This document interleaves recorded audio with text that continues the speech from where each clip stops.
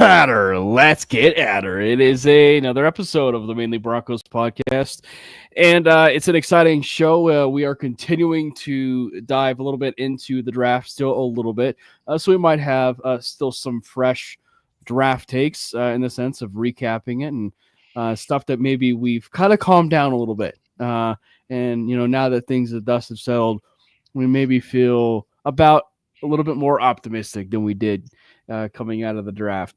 We'll talk about that, but obviously mostly it's going to be spent on the undrafted free agents that the Denver Broncos signed. And everybody knows that the Broncos have made a long history of good undrafted players, who have been signed out of that pool. Obviously, Chris Harris Jr.,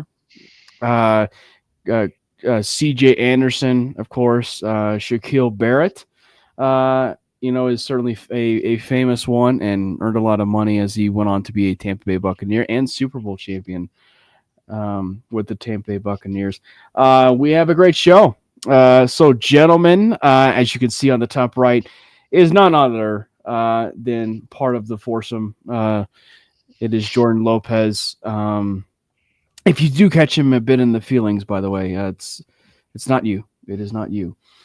And down there on the bottom, it is one of the biggest Bronco fans, and everybody should know him by now. He is not on X. He is not on Twitter anymore, but I'm sure you guys know him from the 200 mock drafts that he does every single year. And that would be Alec Hirsink down there on the bottom. How you doing, buddy?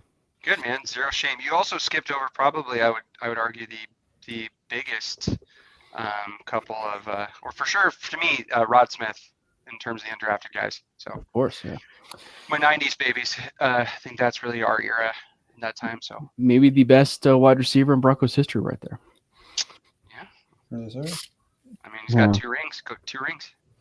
That he does. I think the undrafted part of this is so fascinating because it's almost like the meat and bones as if you're talking NFL draft wise, like rounds, obviously meat and bones are going to end up being your like 4th or 7th round, but like how you build rosters is also through the undrafted, signing. So I will just say for you guys, just before we dive into any of this, what has been your favorite, undrafted free agent kind of like over the years? It could be a Rod Smith. It could be someone else, but like, who's been some of your favorite, like, undrafted free agents over the years for the Broncos? Jordan? I mean, the one that just comes up top of mind has to be Philip Lindsay. Yeah. Right? Yeah. That's when we used to have a running game because I know run out is non-existent. But, yeah, top of mind for me has to be Philip Lindsay. I mean, like, Colorado kid, he was homegrown. He was automatically a fan favorite. And I know he was 5'10" if we want to give him the benefit of the doubt, but as a small running back, he ran hard and he kind of resonated with the fan base like that. Just a small dude, just ran hard and did everything for the Broncos. So that's the one that comes up for mine. What is it? 5 foot nothing, 100 pounds nothing. That they say in Rudy. What about you, Alec? I mean, I what I do appreciate is that the 1,000-yard rushing streak, or lack thereof, it does link back to Philip. So, which praise be that ends this year. But Rod Smith's my guy when it comes down to that. I mean, and it's pretty chalky of an answer, but I started. I started being a Bronco fan when I was 5, and the Super Bowl against Atlanta was when I was 6, 7. And I remember, the break open, long ass pass from John. Mm-hmm. And I was playing like Madden on the Game Boy back in the day. Running posts and any streak known to man to Rod from the grainy little guy. So that's a very chalky answer for those of us that are 90s babies. Yeah, he's hard to beat, obviously. And as we said, he's arguably the best wide receiver in Broncos history. Frankly, if you're going to take a poll, probably for a lot of Bronco fans, he is number 1 as far as the best wide receiver in Broncos history. Obviously we mentioned Shaquille Barrett's name. One of the players who maybe before we dive into it was famously mentioned, if you will, today in a Kay Adams interview talking about Nick Bonito. And kind of like comparing him, in terms of pass rushers. I know Jordan caught it, but basically saying that Nick Bonito is almost a blend of Shaquille Barrett and Von Miller. I mean, like if you're going to talk about, two of those types of players, I mean, I will gladly take that. And as far as I think for me, we're just going to go a bit different, and I would probably say Chris Harris Jr. is certainly one of the other ones that certainly comes to mind.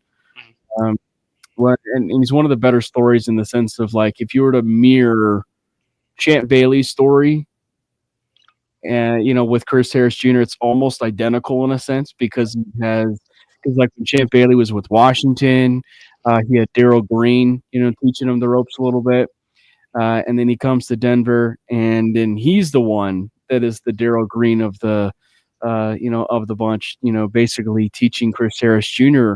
The ropes, and then it was Chris Harris Jr. for a bit and for a period who was, cornerback one, and obviously became one of the more versatile corners in Broncos history. And of course, with Landon in the chat, why would we be disparaging the GOAT himself? Nate Atkins.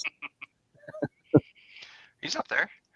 Yeah, we'll see how many snaps he could be able to get, but. Yeah, so I just think if we're going to kind of hit it across the board, Chris Harris Jr. is certainly one of those. All right, so let's do a rough shot. Kind of run through all the different players that they signed. And I believe it was 12 undrafted free agents. So I'll just start down the list. Jaden Robinson, the cornerback from Oregon State.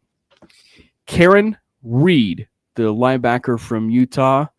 Jaquin Davis from the HBCU school, North Carolina Central.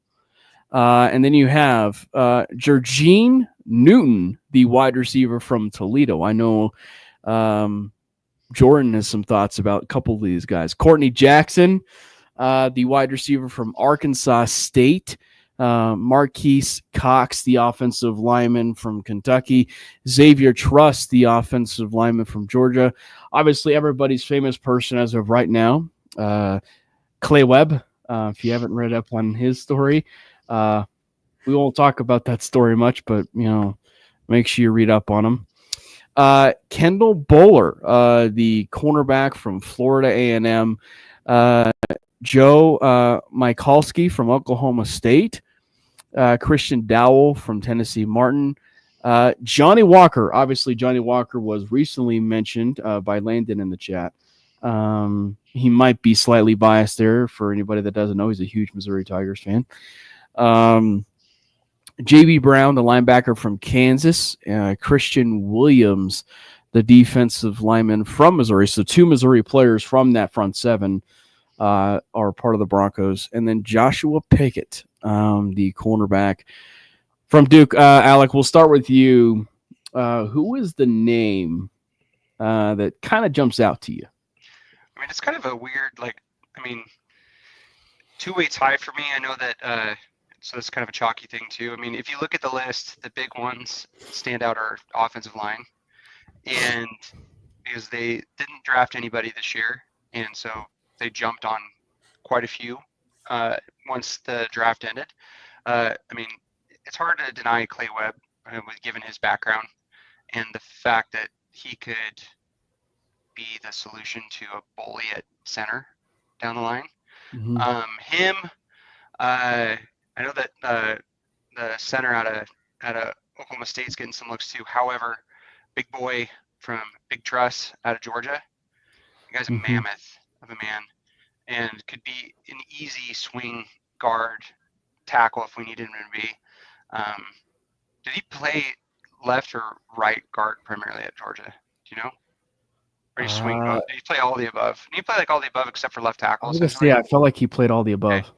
Okay, well, that's great because Quinn's got right guard on lock, and then from a left guard side, I mean, depending upon what the Powers contract, dead cap, all that fun stuff, Mhm. that's the next move. So I think I'd probably say Truss and Webb would be my chalky picks on who can make the roster there, because that is a deep group, and if they can raise the floor up, and especially with running game hopefully taking a leap this year, that's where we need to be. What about you, Jordan? Should I just kick it off by saying that the wide receiver position is the main focus for you, sir? Yeah, I do like the two wide receivers that they signed as undrafted free agents. Starting with the one from Toledo, Newton, which digging into his stuff. I mean, he looks like he may be a hidden gem, and is going to be an interesting one to follow along in a rookie mini camp and training camp. He had over 1,000 yards at Toledo, and then also he had 11 touchdowns to go with it. He stands like at 5'11", maybe 6 feet if you want to be nice, and he's just a playmaker with the ball.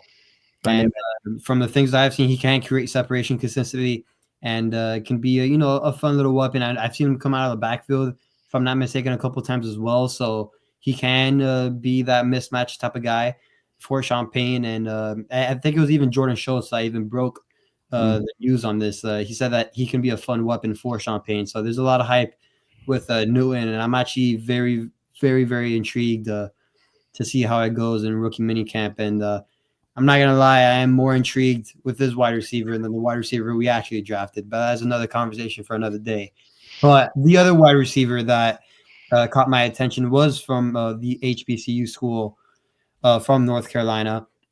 He is 6'4". Jaquan Davis is 6'4". Yeah, and he ran very, very well in his testing results at the HBCU combine. He ran a 4.4 40-yard dash at 6'4", and had a 40.5-inch vert and a 9'5" broad jump. So the traits that he possesses, the physical traits he possesses as a wide receiver, stands out immediately. yeah. So again, another one to look out for.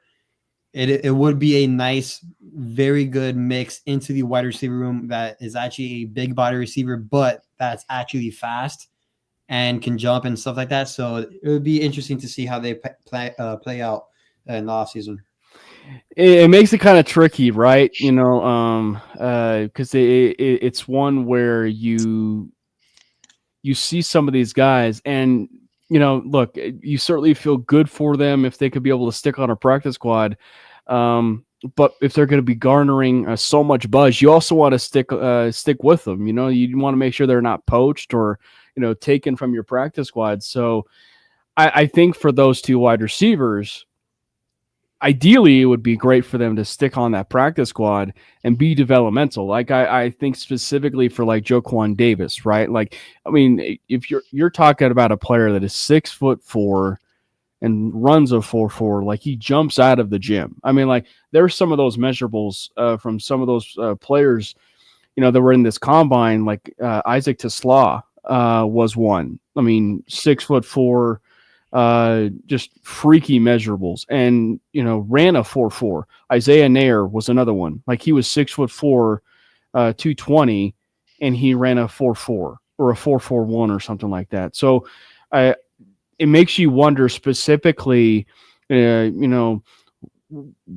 he like a true diamond in the rough, like in the sense of like 'cause you don't see those types of players that are 6'4", 220, run that 4.4. Like, so there must be something missing a little bit with his game in terms of like maybe the route running is maybe not as crisp, or maybe it is just a simple fact that it was, school, lesser competition, if you will. And, but you put him in a lab like that with Sean, and he's able to cook up something. And, let's just hypothetically say the Broncos don't extend Courtland Sutton. Like that is a perfect like player that you could possibly transition at some point to wide receiver one, depending on how all things shake out on the depth chart. The Troy Franklin blasphemy there needs to just chill, by the way. Yeah, So what is your honest opinion with Troy? Obviously, we're Troy? speaking. Yeah, Troy? Yeah. I mean, my honest opinion is the dude can separate with the best of them. I think he got a little gun shy with the ball near him beginning of the year, and game caught up to him towards the end. I think he could easily be, be kind of he may supplant Vele as the big slot potentially. Big slot. Just move around, have him at the Z, move around a little bit, but I think we'll probably see more of Marvin in the slot than people think. Is that because you think maybe they will maybe not use him less as a gadget and more? I think so. But in terms of moving Troy around and finding it, I think you'll see a lot more deep shots with Mr. Franklin this year, and actually catch them. Yeah. And yeah. What about you, Jordan? Obviously, I know you are pretty critical overall with the wide receiver position, just in general. But what about you with Troy? Well, actually, funny enough, I just wrote an article at Predominantly Orange with Troy Franklin, and basically the whole summary of the whole article is Troy Franklin is the key to the Broncos offense taking the next step in 2025. He just is. And it's not his fault. It's just due to the lack of skill between the wide receivers in that room. It doesn't really mesh well, in my opinion. I mean, I've went over this multiple times, but between the big body receivers that we have that are slow and can't create consistently when it's a press man or and stuff like that, and only having two guys that are really burners like in Marvin Mims and Troy Franklin, there really is we're too predictable at that room. So I went on a full deep dive in that article about how Troy Franklin is not the perfect, but he's a good prototype for a wide receiver to have. You know, he's 6'1", he's a little bit slim, he can create separation, he can take a top off the defense, stuff like that. He can create separation, he can make a play after the catch, and he possesses all those qualities. The other wide receivers, they are limited in some of those traits as a wide receiver. Troy Franklin possesses all those traits. We just need to see it in the game. And I think this is the year that he needs to take that step forward, because if he does it, then this wide receiver room may take another hit. And again, we've seen Bo Nix make the wide receivers look better than they are, at least in my opinion. For it to be again in year two for him, especially when people have, worries about a sophomore slump and stuff like that, especially with the recent quarterbacks we've seen on sophomore slumps. It may be because of that, but hopefully Troy Franklin's that guy to pick it up. I mean, there's two players I feel like in this wide receiver room that can really lift the ceiling of the room, and it is Marvin Mims and Troy Franklin. Like, if they take that next step, you're talking about a completely different room, because Marvin and Franklin are so different, than one another in the sense, like, I mean, you have Troy Franklin, who is, not to burst, Mr. Jordan's bubble over there, but like he's going to remind a little bit of, some people of why the Broncos probably should have kept Jerry Jeudy, right? And Marvin Mims is going to be, maybe your Jaden Reed, right? Like the Jaden Reed for the Broncos, of how they're going to be able to use him in certain plays and maybe be able to take the top off that defense finally. So when you have not just one, but two players that could be able to take the top off the defense and be a little bit physical at the catch point, hopefully, if Franklin can develop that, because I think that's the area of his game, and given his height and everything, that he could be able to take advantage of once he's comfortable with, catching and, and using it strong at the catch point. I think he's going to be something, I think, for that room. So if he hits that ceiling, if you ask me, victory lap, what I would feel, I do think he is the highest ceiling wide receiver in this room. And he should be. I mean, like, right, guys? Like, we're talking about a player who there were some opinions that were different across the board for Franklin coming into 2024's draft class. But if you talk to at least some people, I mean, there were people that thought Franklin was going to be a first-round caliber wide receiver, or at least boundary first-round wide receiver. I mean, there were some nightmare scenarios. I think that, Alec, I think that every once in a while, like, you and I would have the conversation, like, what's some nightmare scenarios? Well, him being with the Kansas City Chiefs, that would be a nightmare scenario. Mm-hmm. And so I think that the fact that he's here in a good system with Bo will not just help his development, but also help Bo in the sense of not having a type of sophomore slump because of that chemistry they've had together. Also, it's worth noting that he's back to wearing 11, which is his sweet spot. So, maybe it's just about in terms of comfortability, what's above his shoulders, get there. But I mean, you get a full year in the system. People like to jump on people for. And again, I get the expectation management side of things, but get a year underneath his belt. He knows he's in the pros. Get that done. The guy that they drafted is not going to play the same type of wide receiver as him. No. So, they can just move him all over the place. The dream scenario is you have this nightmare ball. Is you have Ingram in the game at the same time with Court, him, and Mims, and good luck. That is so. Pick one where they can just take it apart. So, I think you will see a lot of. Oh man, I'm sure that Sean is absolutely pumped with all the fun little releases they can mess around with all three of those guys, at least on the field at the same time. But and that's also forgetting the fact that A.T. Perry potentially could take the next leap too. So maybe. I said could. He was only in New Orleans for 2 years, and then he was. This is your what? This is your 3 or 4 for him. I would say with Sean, it's at least 3, I think. Okay. So, you get him up to speed and everything else. He could potentially be the dark horse there too. So, there's some guys that are very unproven, for sure. But I'd say that in terms of if Troy can get his hands there and Court doesn't have the random fumble that gets his butt chewed, from a ball security standpoint, the current roster is pretty well set when it comes to at least hands.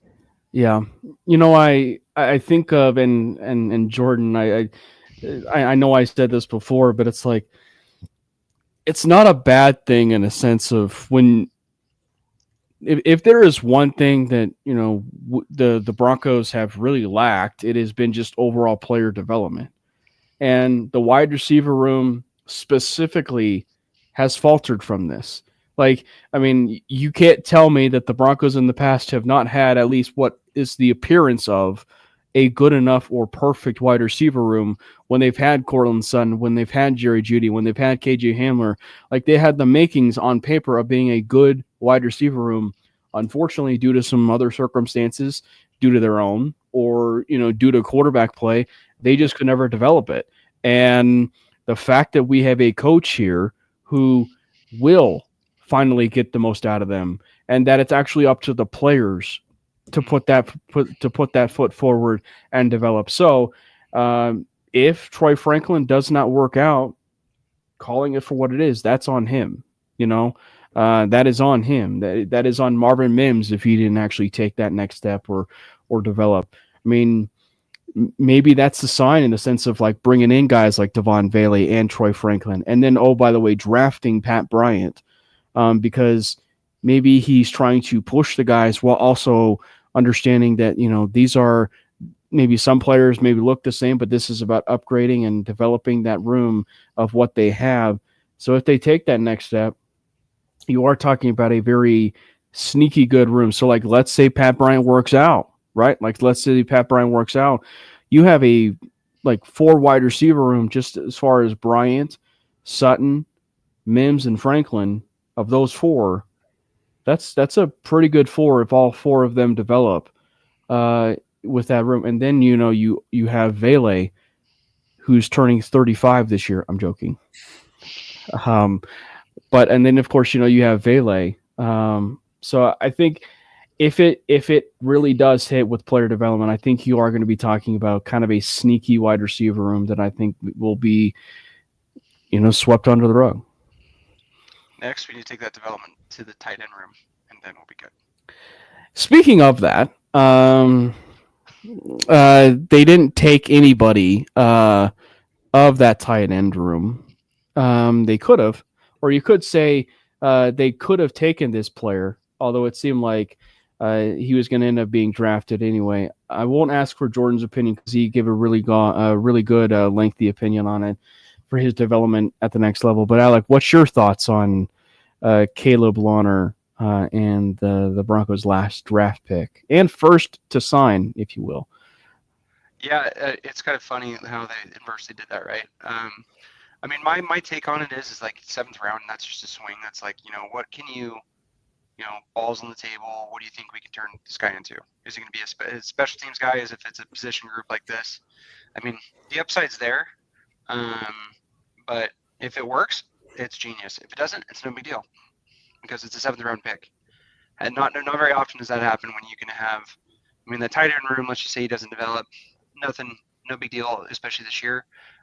There's this next class is got quite a few guys in it, and who's to say they don't make a move for somebody else from a trade perspective too. So, but I think if Sean can work his magic in that same kind of mold, we have a red zone threat no matter what. But like, watch his tape, Buddy's boxing out DBs. Yeah. And thank God it's not PI. So it's it could be fun. I mean, he's got soft hands. In that offense, I mean, if he can develop to be a little bit of a blocker, because like, what was he about 240? About 240? No, he's 6'8", 260, 259. Oh damn, yeah, no, big boy, get it. Yeah. That's I mean, if that sticks, I mean, that's awesome. I mean, you can run 12 personnel, have him. If he bulks up and can block a little bit, that could be fun. Yeah, I mean, the upside's there, but if it doesn't hit, it's okay. It is what it is. It's a 7th round pick. Having said that, they went with him over the Iowa kid, which would have been more of a sure thing. So, which, to be fair, if you're going to go with a bit of upside, I might want to lean more to that basketball player than. But having said that, Sean's starting to like the Utah guys. I mean, that's why like Karen Reed, I mean, we talked about it. Aside from the offensive line, he's a guy that I'm pumped for because I think he could be an absolute dog. He could totally, if he fits like, it looks like right now the linebackers are going for it. They want to replicate the size dimensions of Greenlaw. It feels like a 6'2", 230-pound linebackers is what they're stacking it aside from a few gents. But if they can develop some of these guys, I mean, the linebacker position's pretty versatile in terms of how they can be used in special teams and all over the field. The opportunity's there. So I think, Reed, if you play defense for Utah, I feel like they're going to be all right. But they've been pumping out pros. But and I've got to think too that there was some overlap with LaVell Bailey, and I think that's one thing that they've done a really good job of, and that is chemistry. Like, when you think of like just a linebacker room, he's such an high IQ instinctual player, right? Like, he may be small in the sense of like 6 foot and like 220-ish, like 227. But he moves around I think his athleticism is a bit misunderstood, if you will. So I actually do think that there's a lot to his game. And Jordan, like, you look at that room, you look at the linebacker room, and you kind of nitpick it a little bit, despite the fact they brought in Dre Greenlaw. It is a bit of a wide open door to everything that Alec was talking about, because it's like, you don't know what the future is going to hold for Alex Singleton, right? Like, they might be still searching for a linebacker too. Is that going to involve Drew Sanders? Is that going to end up involving some of those other guys that maybe they bring in or draft? So I don't know if you had a chance to watch Karen Reed, but yeah, he might be one of those players that, makes you kind of like perk up a little bit and makes you watch a little bit deeper. I think Karen Reed's another one. I think there's 2 guys on the defensive side of the ball when it comes to undrafted free agents that should be on the lookout, which is Reed, and another one that we'll get to, which is Johnny Walker Jr., which is an edge from Missouri. But when it comes down to the linebacker room, the biggest question that needs to get resolved is what's going to happen with Drew Sanders.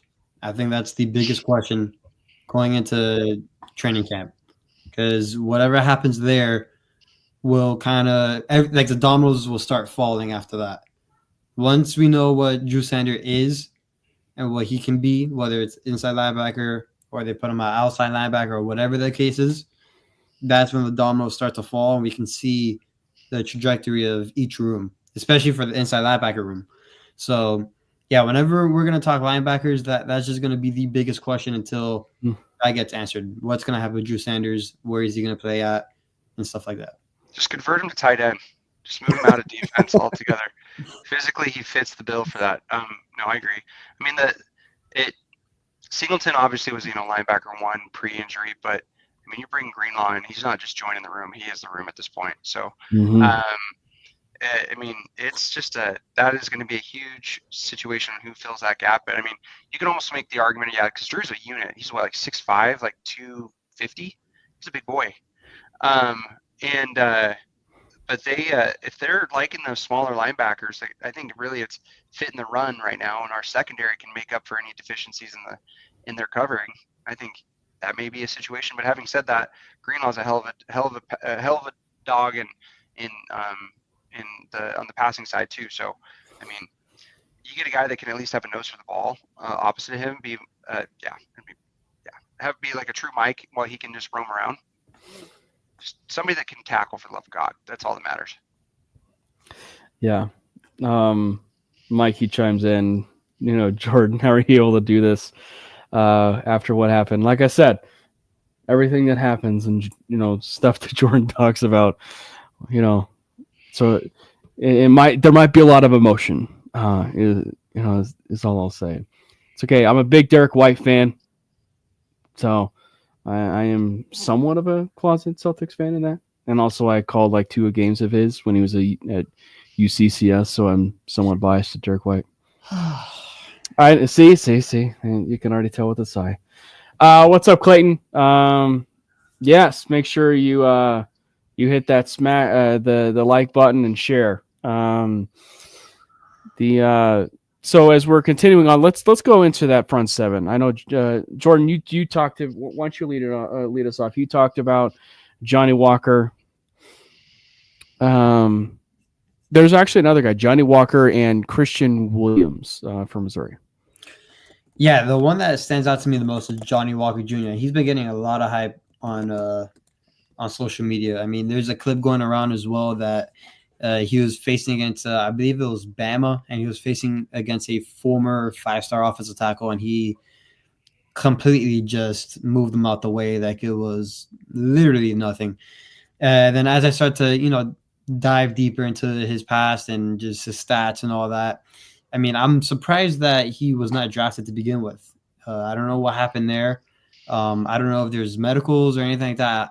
From what I know, I don't think there's any, but he's a very fascinating one, and it looks like from everything that I've seen, if someone had to put a bet on somebody making the 53-man roster out of the undrafted free agent pool, everyone looks to be putting their money on Johnny Walker Jr., which is very interesting because the edge room is good, but they can add more depth if needed. You can never have too many edge guys, but again, it just adds another element to that defense where if we can find a hidden gem like this, the defense just gets more stacked.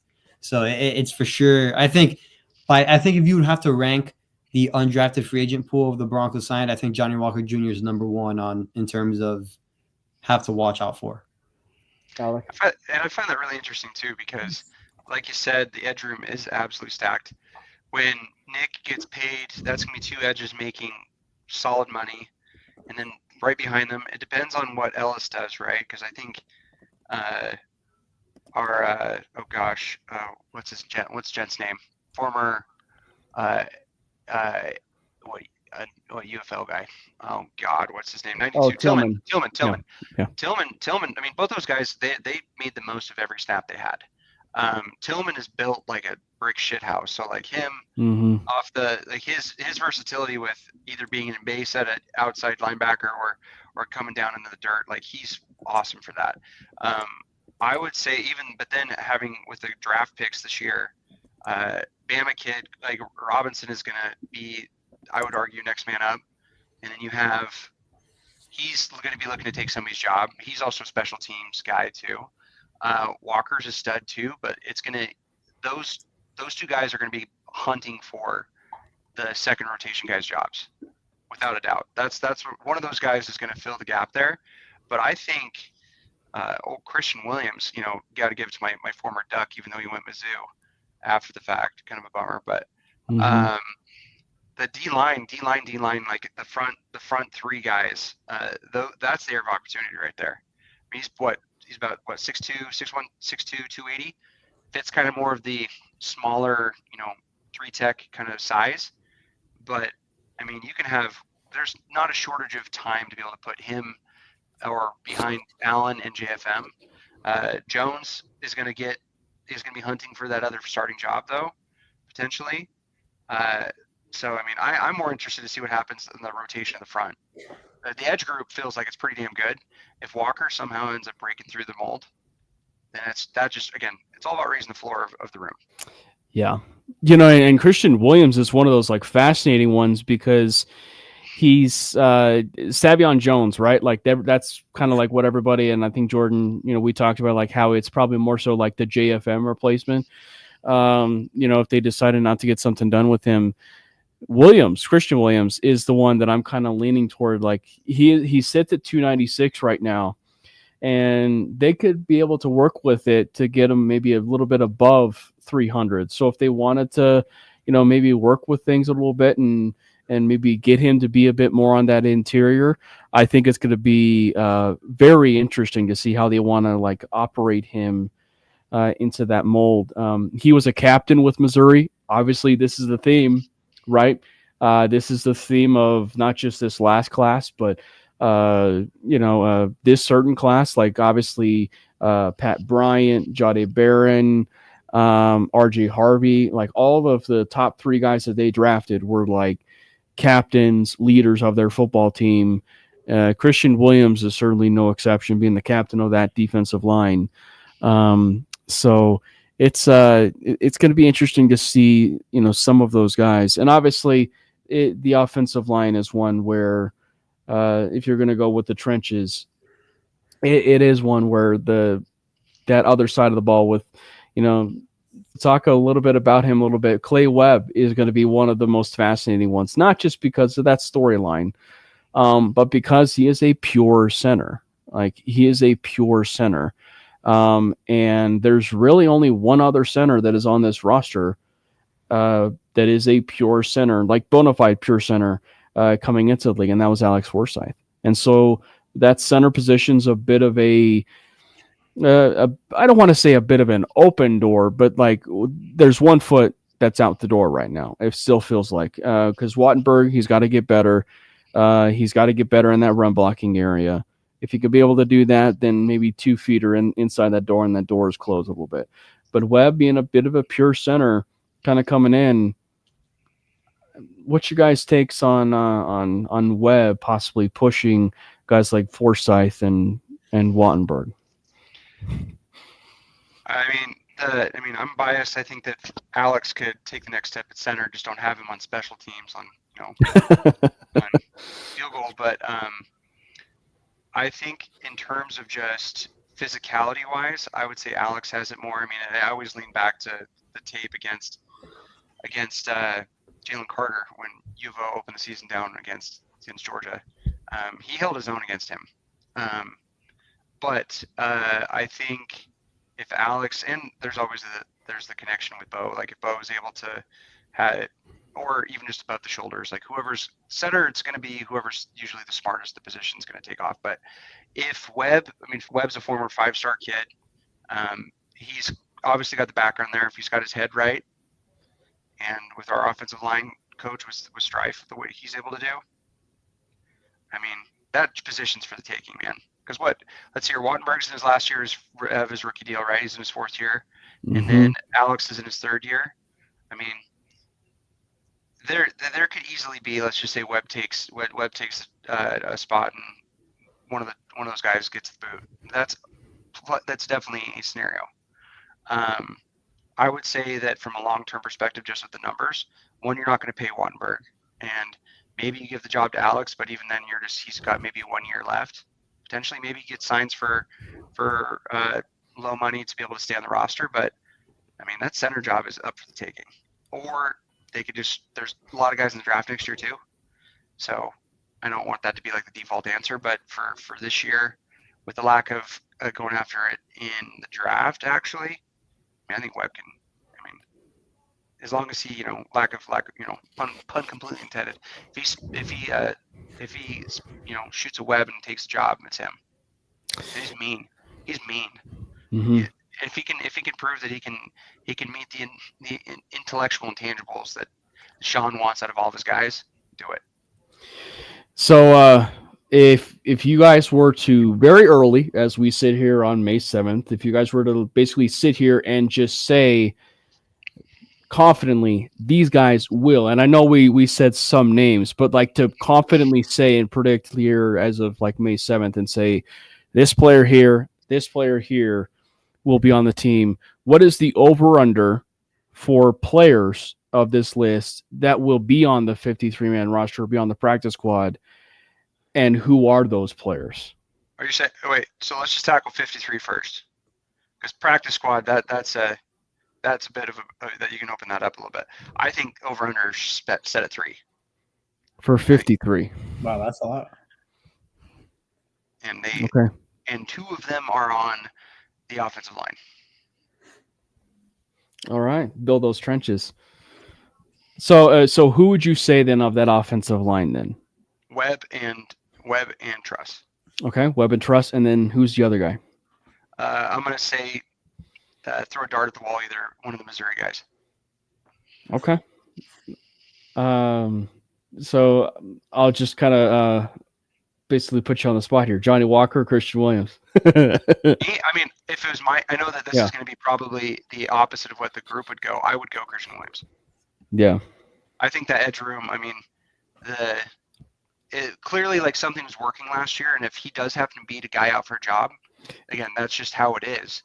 However, the D-line room, like there's interior. We've got a good rotation with nose right now, but with the behind JFM and Zach, I mean, I don't really trust Izraki to develop after, I wouldn't bet on that, knock on wood. Yeah.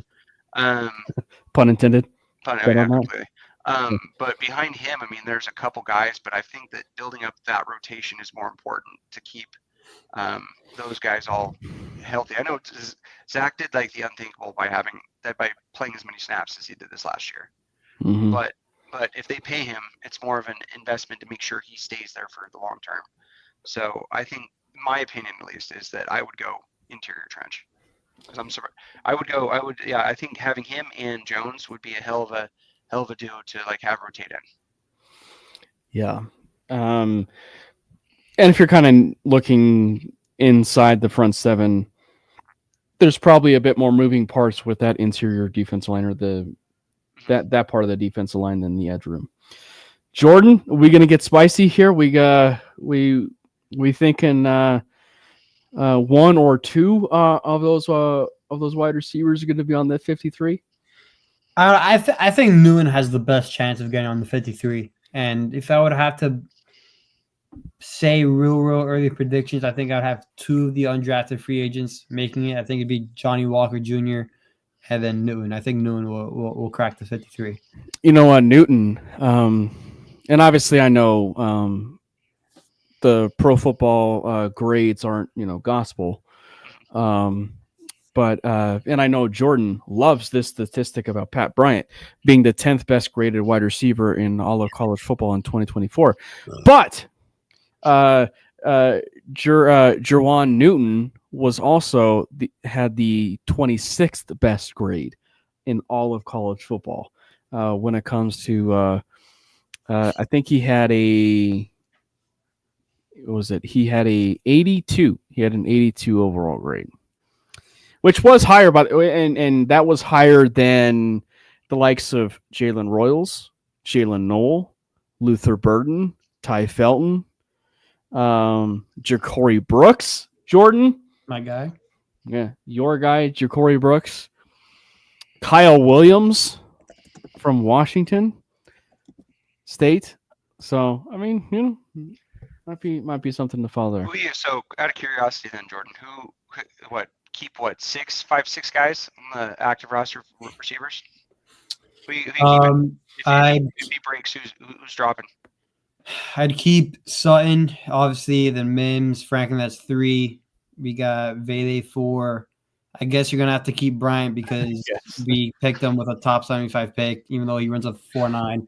That'd be 5. And then you can use Newton as your 6th guy. I think he'd be also one of the guys you can use on kick returner as well with Marvin Mims, both of them back there. And I think you can also utilize them, not necessarily as a primary running back, but you can get a little gadget with them in there and have a little package for them in there too. So to play devil's advocate with the 40 comment, didn't Newton and Bryant run like the same 40? They do have similar 40 times, which is ironic. One does create more separation than the other on a way more consistent level.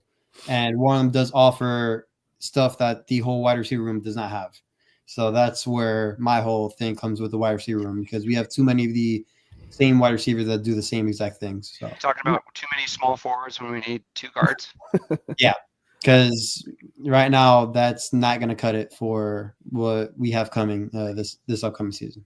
There's a part of me that thinks wide receiver or maybe even running back, but like I think that those 2 positions could be one of those ones where they might look at it completely different. In the sense of with the new kickoff rule, like I think when you look at how things operate, and I think that. Look, do I think the Broncos are going to be carrying 3 quarterbacks again? I do not. I think it's going to end up being Stidham and Bo, which is going to afford them those extra opportunities to keep, a bit lengthier positions. And I think that that's going to afford the Nuggets to keep, the Nuggets are playing right now, the Broncos to be keeping 6 wide receivers, maybe even 7. And so I think that. This is an interesting point then. Sheffield, right? So I think he's getting the boot and they give 5 to somebody else. I hope that's what happens. Well, if you're going to be doing 6. He's what, special teams, right? Primarily he was a Smith insurance, Tremaine Smith replacement. Yeah. From that perspective. So is he going to stay and he's going to hold a roster spot down at receiver then? Well, so if you, that's where I'm kind of going with it in the sense of it's 6, because if you do 6, sure, Sheffield would have to be on there. Yeah. But I think that it's one of those ones where it's also such a very easy position to replace too, because it is special teams. So if someone comes in and just outperforms him with the room with a little bit more versatility, to where he can actually offer more on the offensive game, I think they would gladly take that than someone that's a one-trick pony on special teams, as much as they value it, right? As much as they value that. So I think that if you're looking at it from the standpoint of like, if you're going to go with maybe the higher upside, do you dare throw in a Joaquin Davis in there, just for the simple fact that you don't want him to be poached, And, Sean is also not really the biggest proponent of a very star-studded room. He wants his guys, and he wants his guys, to also be able to be big blockers. And I think that of all the things I will say that I'm most confident and actually excited about is that this wide receiver room will probably be one of the best blocking wide receivers units in the National Football League, between Sutton, Bryant, even Vele. I think that trio of wide receivers are going to be, really solid in terms of helping on the perimeter, which I thought at times was one where they kind of struggle a little bit at times. Fascination of blocking wide receivers. They better block their ass off, or not. I'm not real problems with how we move forward. As long as Bryant kind of like first year replacing little Jordan Humphrey's role, essentially. Maybe just don't drop the ball. Don't drop the ball and don't fumble on like the very first series against the Carolina Panthers. In that perspective, it's a good idea, but there's also you just want to. That's why I still have the fascination of Mims and Troy being on the field at the exact same time. Right. I think rotating the X out more with a guy that can block and saving some reps. But having said that, that's assuming that you're not paying Cortland over $20 million a year to do that. So, which is probably it's how it's looking that it'll inevitably be. So let me let me ask you guys, because obviously that's been a huge thing, and one of the last things we'll talk about is rookie numbers, which I would venture to guess is going to be coming out tomorrow. Well, I'm assuming just because the rookie minicamp begins Friday, so they better start announcing that shit tomorrow. So they better be announcing it tomorrow. So I will just say, Jordan, let's go with you. Of the trio of ranking, well, let's throw in JFM, and we'll throw in Malcolm Roach in there, just as far as, because they matter too. And I venture to guess that they probably would still like to keep Malcolm Roach. How would you rank the players and priorities if you were in George Payton's shoes or Sean's shoes and of that front office? Rank the priorities in terms of what? Like extensions? Yeah, extensions. Who you would go first? I thought they were talking numbers, talking rookie numbers. So, okay, so through extensions. So you're talking about like Sutton, Zach Allen, Nick Benito. That's been a conversation. I know you saw that. Yeah. So, I mean, if you want, we can play that scenario of you can only pay 2, but leave out 1. But if you're going to go off of 1 to 5 or however many, I think Zach Allen will be number 1, which will go to the defensive line. And now, again, this is my personal opinion. I would go Zach Allen, and then I would go, depending on how Benito does this year, I still have a lot of faith. I'm not like a lot of other guys that have very, I won't call it harsh because it's just criticism, but people are, really passionate when it comes to criticizing Nick Benito. I think he had a great year, and I think based off of last year's performance, he is worth the money. I don't know how much money we're talking about, but I think Zach Allen will be number 1. We for sure have to look out for Nick Benito and the number that he wants and maybe extend him. And then John Franklin Myers, I'd say Sutton's in the bottom of that totem pole just because in 2026 there is a wide receiver that does perk my mind. That's going to be an unrestricted free agent, and we may poach at. And Russell Wilson's numbers coming off the books, so we are going to have a ton of money. So I would rather pay someone else a lot of money than a Courtland Sutton who can give you a goose egg on a primetime game in New Orleans, So speaking of egg, is this a Manely Broncos Easter egg that people need to go find? They might have to. Yeah. So basically, you would say if you're going to put number 5, Sutton would be number 5 then. So I'll probably be number 4. I won't do number 5 to him. I'd probably do number 4. I think Zach Allen is for sure the priority. Yeah. He is too valuable to that defense. He's too valuable to the team in that point. He is literally the most underrated player in probably the entire league. For what he just did last year and then not getting as much of the shine as he did, he has to be priority number 1, and then you can rattle down to this. But, yeah, I don't think – especially with the number Sun's going to be asking for. I mean, Spotrac has his market value at 26. And that – I'm just saying right now, if that's it, then I'm shaking his hand right now. And that's kind of a no-go. And what about you, Alec? If you were to go with that 5 or for extensions? Yeah, for extensions. Zach's the first one, strictly from and again, nothing against what Nick did, but Nick benefited a lot from what Zach and crew did in the interior. But it's so much harder to find someone who's that good in the run and that good at pass rushing at a 3 tech than it is to find an explosive edge rusher in the draft perspective. So, I mean, I would always value the interior rush there than the edge guys right now. So I'd probably go Zach. But did you say Roach is on the list too? Yeah, if you were gonna include him at all, yeah. I would probably say JFM's the bottom of the list for me because I think that's why they have Jones. I think he's the yeah. I mean, he's a young dude that fresh contract, not going to be looking to get extended anytime. And that's not to say that JFM shouldn't be advocating for himself because he should all the time, because you don't know how long they're going to be in the league. But in terms of just overall what we're going to be long-term wise, I'd go JFM on the bottom. Then I'd probably go Roach.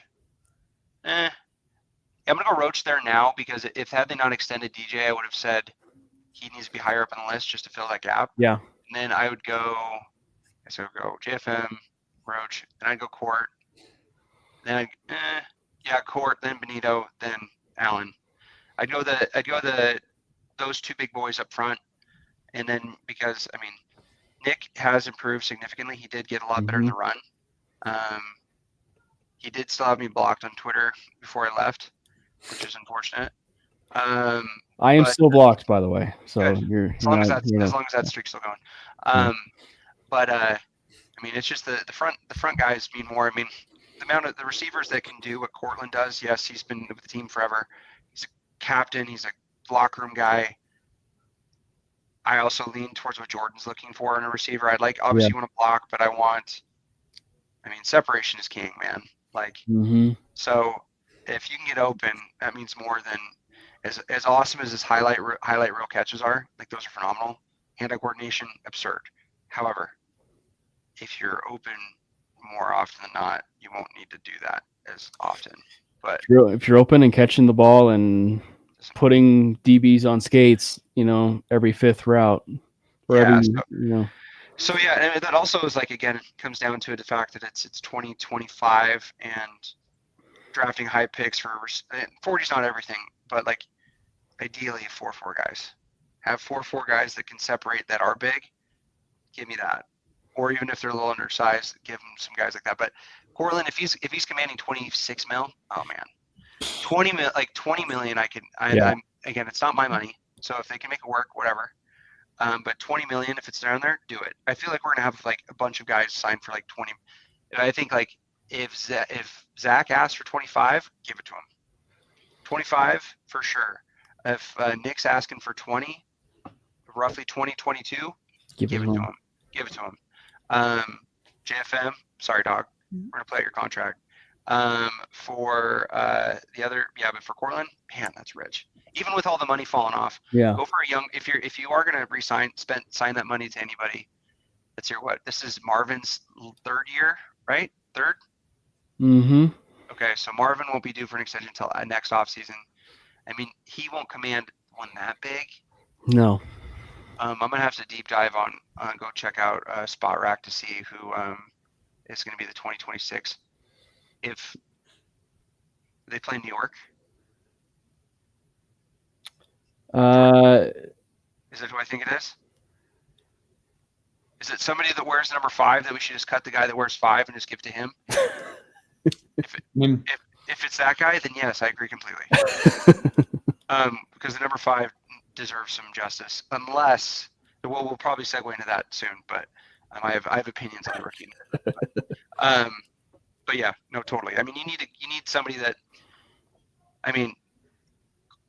back when, and nothing against what Sean wants to do, but there's something to be said with, if you have Colston and if you have another big slot that he falls in love with, that's great and all, but we need some guys that are a little bit more, not small either. You don't need a bunch of just point guards running around. You need right. 2 guards. Right, and that's maybe circle it. That's what makes Franklin such an interesting piece, because if it hits, that room is, maybe you are not talking about, some of those other guys. I think for me, I will say I will be disappointed if when you do those tiers of players that you want to get the extension first, and then I will be disappointed if Zach Allen is not number 1. And we come a long way. From his very first off season, and him signing with Denver, and Bronco fans clamoring for Draymond Jones, and Draymond Jones is no longer a Seattle Seahawk anymore, and he's kind of turned himself into be a bit of a role player, and Zach Allen is turned himself into be a better football player each and every year, thanks to JJ Watt's, mentorship and everything. And so, he's a phenomenal player. So I kind of agree with you guys. Like, if you're able to get it to where they're paying him, and really anybody of that trio, like 20 million-ish a year, that's a huge win. And I will say, like, that is one thing that the Broncos have done a phenomenal job with paying these guys, is they pay them the money per year before the market value really kicks in. So Zach Allen, Benito, Court's a tricky one, obviously, given, Justin Jefferson and, Jamar Chase really, and T. Higgins really setting up that market. But I think that between Benito and Allen, it's one where you could be able to get something done. And I still feel positive that they'll get something done with all three of them. But I will say, like, because I think the thing for me, like with Court, is I'm not necessarily sure if I want to damage the development of my young quarterback, right? So, like, if this guy is someone who was wide receiver 1 last year, who developed so much chemistry with Bo, I'm not necessarily sure I want to damage that.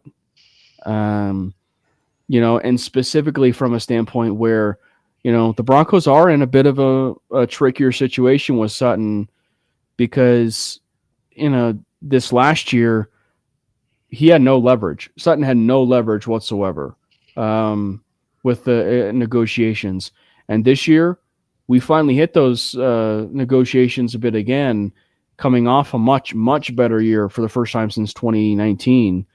And he's kind of got leverage now. And I think that's the part of this that makes it a bit tricky is, Sutton has that leverage where he could be able to ask for maybe that 26. I would be annoyed if he got that. But he at least has some of that leverage where he could be able to work with that. That said, I would put him at about that number 4 clip. Frankly, I would not be hesitant to put him at 5, and I would put Roach above him. You put JFM above him? No, Roach above him. I know, but okay. Yeah. By the way, speaking of the spot drag value, Scary Terry's valued at 31 for next year, and they're like the same age. Yeah, that's the guy I was talking about. Fair enough. Well, that's a lot of money for almost a 31-year-old receiver. That's the kicker, though, right? So that's the hard part. It's like, do you do that or straight up, like, there's another Ohio State receiver that'll be there in the first round next year. I'd do anything for that. I mean, I'd trade future first for that guy. So, yeah, they're going to have back-to-back drafts of receivers it's just the thing that's going to happen. But, no, it'll be interesting to see how that plays out. I think that, at first, because, like, last year's draft, it was like Vele was on the roster while they still had, going into training camp was, you had Timmy P, you had Josh Reynolds, and Vele all on the roster at the same time. And there could only be one at the end of the day. So, like, there is... so it's interesting because I think Vele definitely fits that body type that could fill in that role that Cortland does. Yeah. But he's a better route runner than Cortland, though. Mm-hmm.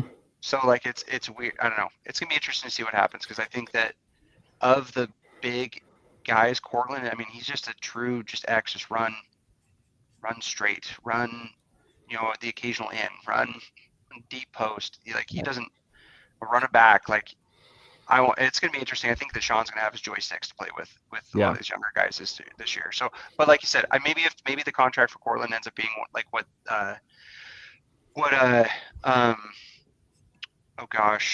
Diggs got, where it's basically like it's incentive heavy, front load the contract. If it's a 3-year extension, make it big signing bonus up front, and then a lot of the dead cap isn't there if they decide to move off of him year after. Or the year after that, if these younger guys take over. So I think you can make something worth it, but like, say if it's like a 3-year deal, 26 a year, absolutely not. Yeah. Absolutely no. I will say, and maybe this has kind of gone into a bit of their thinking regarding the position, but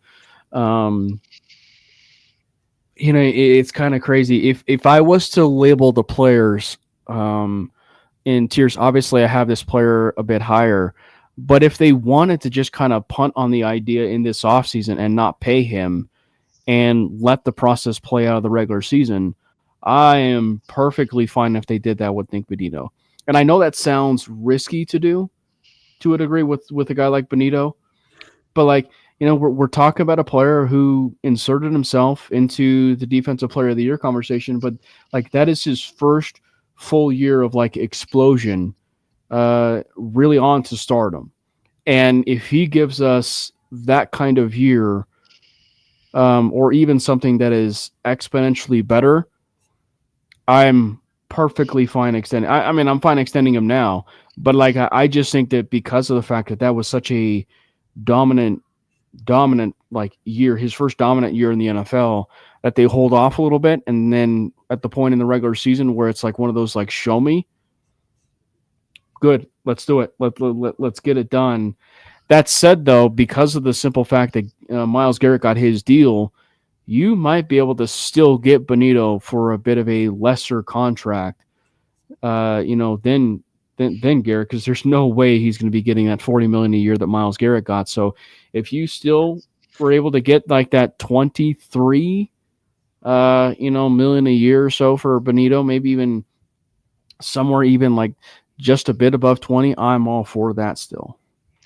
I mean, the guys that he's going to be looked at, it's you're taking the risk by, I'd rather just sign him personally. And a lot of it's interesting. You look kind of similar linebackers. Yeah, he was compared to Vaughn and our boy and Shaq kind of hybrid. He's better than Reddick is at run defending, but he fits that kind of, because he played off ball at Oklahoma a little bit too. He did. So he fits that edge rusher that Vance really likes. So that's why I'm Reddick, they ended up letting Walker. They traded him from Arizona. Lock him down because he fits the scheme like a glove. So whatever he's doing, that is, you pay that because right now you look at the free agents in 2026, you got TJ Watts up there. You're gonna be competing against money for that. TJ's gonna be a little bit older, but he's still gonna get a ton of cash. I don't think any of these guys that are gonna be free agents, aside from whatever Micah ends up getting. Micah it's just different. You can't compare apples to apples. Those guys are just different. But there is a chance that there's gonna be multiple $30 to $35 million edge rushers, and if you can get them for 23 to 25, do it. It's a really good deal. And I think that for Bonito, is he the best run defender? No, but it is something that he has gotten better with year after year. And if it takes that next step, you are talking about a bit more of a complete player, at that edge spot. So I think that's probably the one area where I would lean to. If you can be able to win that and be a bit more of a consistent run defender, then at that point, I'm probably having that conversation. Let's get into the fun part and the most important part of the entire podcast, or let alone the entire offseason, Jordan and Alec, and that is rookie numbers. If you're going to be putting forth and saying what you want for rookie numbers, well, you go up and down that draft class, aside from punters, they. I have an opinion for him too. Oh, for sure. All right. Well, let's go over some rookie numbers, Alec, and we'll start with you. So this is if I had the control of the crystal ball and I get to choose what numbers they have. Mm-hmm. That's what we're working with. Okay, so based on what's available, and also, so I think of them, I did this exercise the other day with myself. It was of the draft picks, I think only one of them is a weird kind of off the wall needs to happen to make it work. I would give Barron 4 because I just think either 4 or we have too many guys that had the number 7 in college. So making that work, 16 would look like on a corner. It looks weird on Franklin. Yeah, 60 is not it's a quarterback number, man. It's just not a great number in general. But then 4 would look good with him. So I think I'm leaning. I would like 4 for Barron. But this is the curveball. Because I do love running backs in the 30s. I want Harvey to have 34, have it equate to 7, right? 3 plus 4, 7. And I want Skinner to switch to 12 because he wore 3 in high school. So I would like that. I'd like to see a safety in that number. And then Bryant is going to get 13 because them's the rules. If he doesn't get 13, I mean, that would be fine too, I guess, because Troy didn't get 11 right off the bat. Jones he could get in theory. Let's see what he's going to be listed as a DN though, D line, right? So he can't get anything less than 50 to 60s in the 90s, right? So 95. That's an easy one. Give him 95. 95 for a D line, D edge, or a defensive end, or D tackle, however you want to classify him. And then Robinson, I think you can give him 37. It's close to 34 what he had in college. I think 37 on an edge rusher still would be okay for him. Although I'm tempted, I would love him in the 90s personally. I don't know. I kind of like that, but given the fact that we have limited options in the single digits, although I do love edges in that lower number, but Crawshaw wore 20. He wore 26 at Florida, so 46 is open. I think on a punter, that's a good number for him. 46 is a gross number otherwise. And then loaner, just give him 84. Might as well, if he makes it, whatever. But I think the biggest one, like in a perfect world, you could give Barron and Harvey a little bit more aesthetically pleasing numbers. But I think in the new font, 34 on a back would look sweet. Jordan, for you, what is the priority for you, like on numbers, like, and obviously you're so okay, because obviously you're mainly a basketball guy. So what is the ideal basketball number for someone that would be something that's also aesthetically pleasing for a guy like that? Exercise is not the same thing, man. That's hard. I mean, you would want your guards to be single digits more than not. Your best players, you want, if you can, probably get them single digits, or if you're going to be double digits, you want it to be a prominent number. So I'd have RJ Harvey wear a single digit number. I'd have him wear a single digit number. And then if we can try to squeeze in another single digit number for Barron, that'd be awesome. If we can't, I'd try to get him the 25. Yep. I try to give him that. You can give Pat Bryant 00. I couldn't care that. Caleb Boner, I think, will be perfect for 84. I do like Savion Jones with 95. I think that would be a good one. And then Quay Robinson, I mean, he will be a special teamer to begin with. So, again, something like in the mid-30s, maybe early 30s would work out. But, yeah, I think your two priorities, RJ Harvey and Jahdae Barron, if you can give them single-digit numbers, I think that'd be awesome.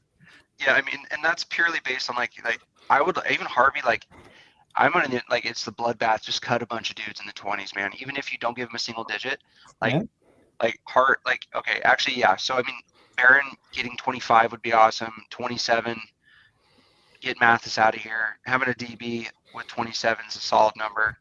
Again, especially with the connection to 7 in college. I think he wore 22 before that too, right? So that's off. That's not gonna happen. If Burton weren't on the roster still, I would say 20 would be awesome for running back as well. 26. There's a lot of really aesthetically pleasing numbers, but there's something with, like, had they gone after Travion Henderson, I would have said 32. It was in a heartbeat, right? But I think 34 would be sick. I mean, you look at it's the Bo Jackson kind of style with that as a back.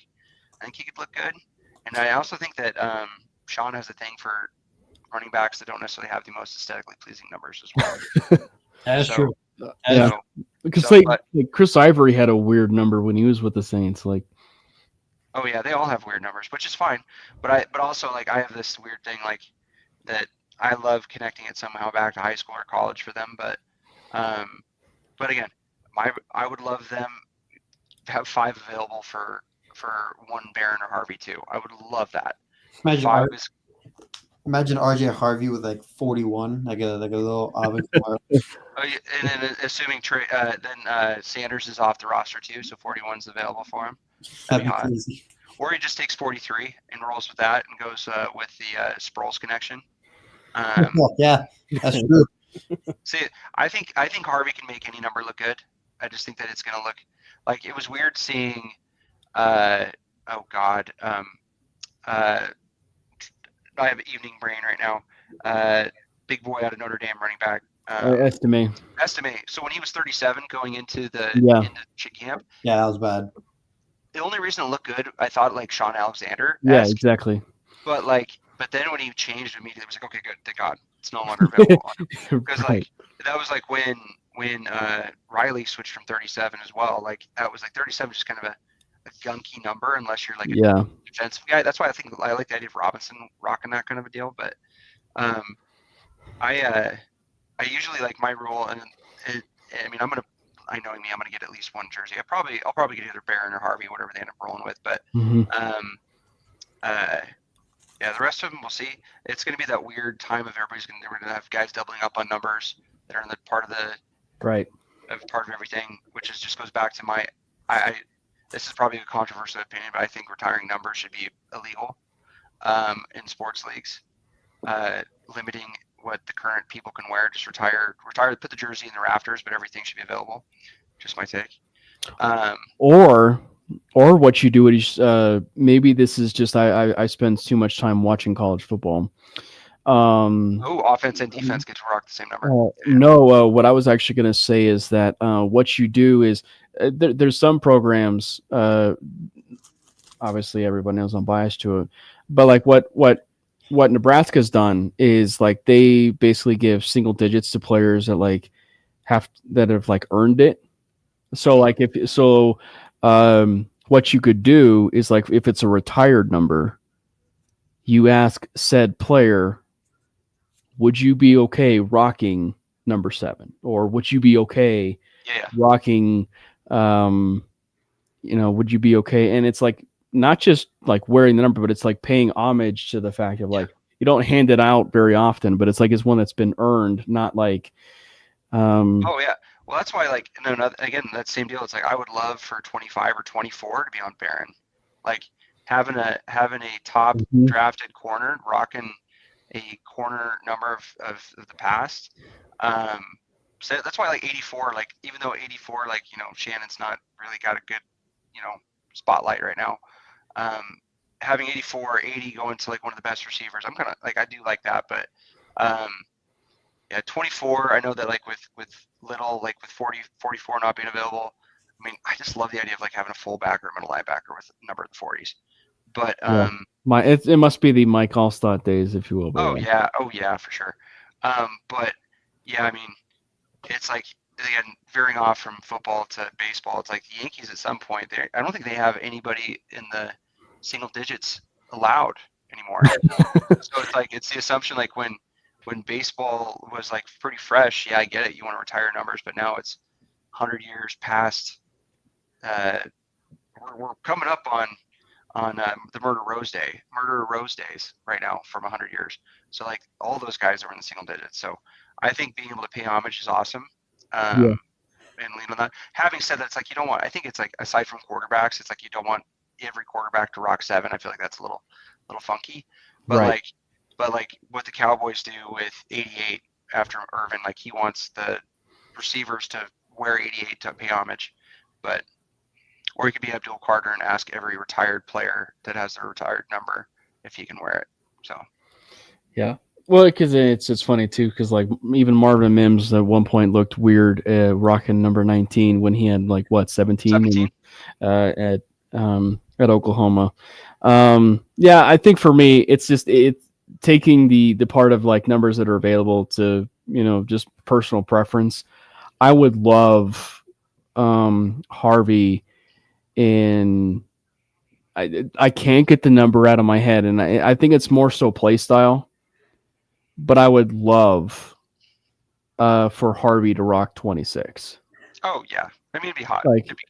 Like the way that he is a shifty player and everything. And, obviously Jamar Gibbs was 26, but it's more so because of like the fact that, and it has nothing to do with, Jordan being a Miami Hurricanes fan, but the simple fact that, the Clinton Portis side of things and him being a bit shifty and everything. And so, it'd be kind of fun to watch him wear 26. And frankly, I think that even 27 for between Harvey or Barron would be great. Because I will say, for anybody that does not know, Noshawn Moreno is the 6th all-time rushing leader in Broncos history.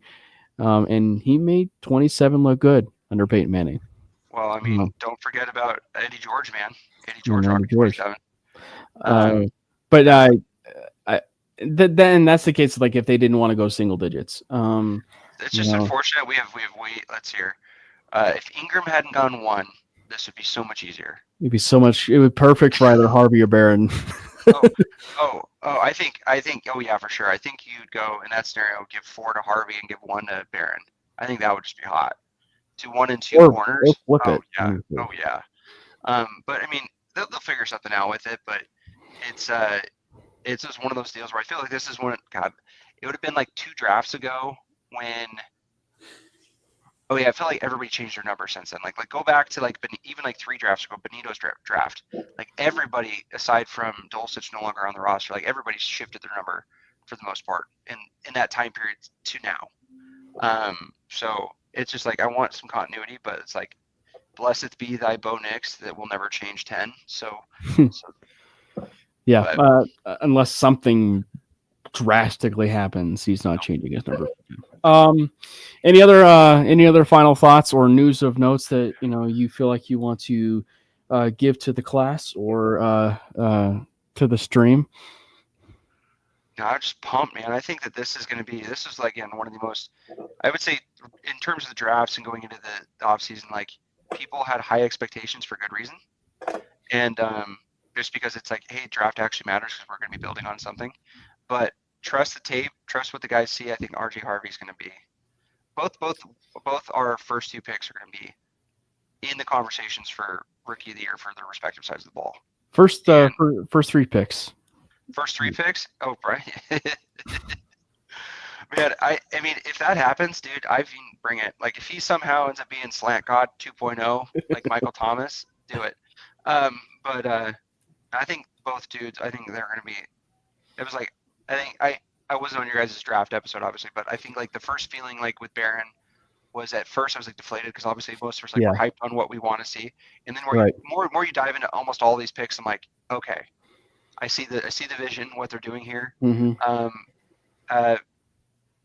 Also, it comes down to the fact, like, the captain nature of most of these picks. Mm-hmm. The locker room is the most stable it's been in a very long time. Yeah, and that is going to pay huge dividends. But I'm just pumped, and I just, like you said, I just need them to release the numbers, so at least we can have something to work off of. Something to work off of, and something for our optimism. But yeah, I think if you're talking about 2 players that are outperforming expectations, I mean, it's ideal. And it was certainly not everything that Bronco fans were expecting, but neither was the 2021 draft. Everybody was expecting Justin Fields, and I was sitting right here and being like, "What the hell just happened?" And it's completely okay. Hindsight is undefeated. Yep, it was. They either take Michael Parsons, they take Justin Fields, or maybe if luck hits your side and PS2 just happens to be there, maybe we could have traded up for Trey Lance. We could have, because George Payton did love some Trey Lance. He did.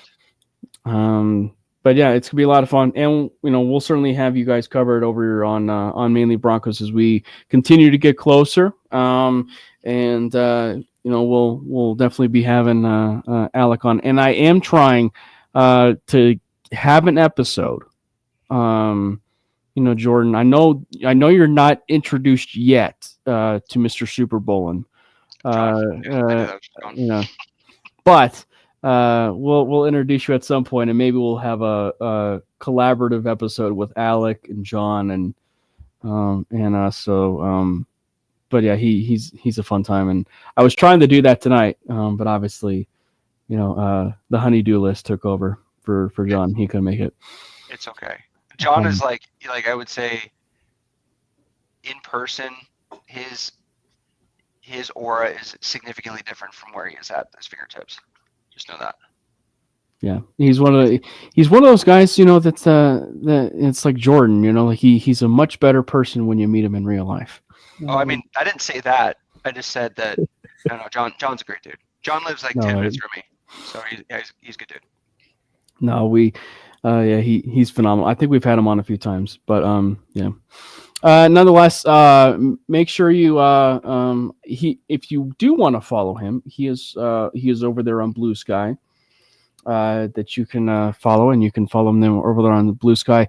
Jordan and I am on Blue Sky, just not as active. Jordan and I are on X, Twitter, that you can follow at Jordan T. Lopez. You can follow myself at Cameron Parker PO. You can also follow the show handle on X. It is at Manely Broncos, and we just created an Instagram account that you guys can go follow, which is at Manely Broncos over there on Instagram. We'll just kind of be chopping up, maybe sharing some certain highlights. We did share a rather lengthy one from last week, which was the Caleb Lawner discussion, which was a great one given Jordan's background of being a basketball coach. So go check that out. And next week we'll figure out a topic, and we will have it all covered for you right here on the Manely Broncos podcast, and of course over here on the MHRT Network. And again, make sure you hit that subscribe button for the MHRT Network page. We are pushing and pushing and pushing for us to get to 2,000 subscribers by the end of the year. And also, we have a swag shop. We do have a swag shop, so make sure you hit that swag shop and rep your favorite podcast. And if we see it right around training camp, repping the Manely Broncos podcast, well, thank you. Thank you so much. For Alec, Jordan, and myself, we want to wish you guys a fabulous rest of the evening. And as always, let's go Broncos! God bless Bo Nix! Fast lane when I pass in the street, bag of money in the passenger seat. Tempo's been asking for me on the road from the west to the east. Way up, I might never come down, cause the coast's racking up the flight miles. So high, I might never come down, so what, this is my life.